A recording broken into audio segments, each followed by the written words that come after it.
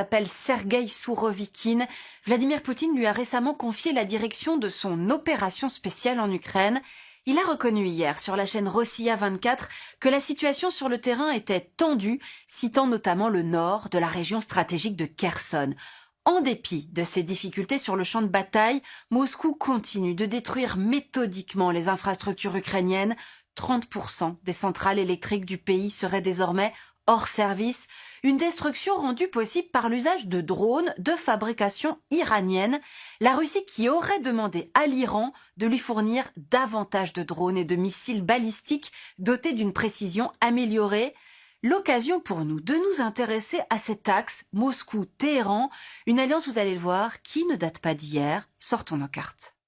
Dans ses premières années, la République islamique d'Iran semblait pourtant incompatible avec l'URSS, Khomeini dénonçant notamment l'athéisme soviétique. Méfiance partagée par Moscou, alors en pleine guerre contre les moudjahidines afghans, et qui en parallèle va soutenir et armer l'Irak de Saddam Hussein lors du conflit qui l'oppose à l'Iran. Mais les relations vont se normaliser avec la chute de l'URSS. En 2001, le président iranien Rattami rencontre Vladimir Poutine à Moscou, ce qui ouvre la voie à un partenariat entre les deux pays. Échanges commerciaux, construction de chemins de fer, mais aussi vente d'armes.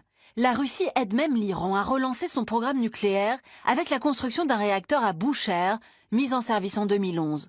2015, Poutine décide d'intervenir en Syrie aux côtés de Bachar el-Assad, grand allié du régime iranien.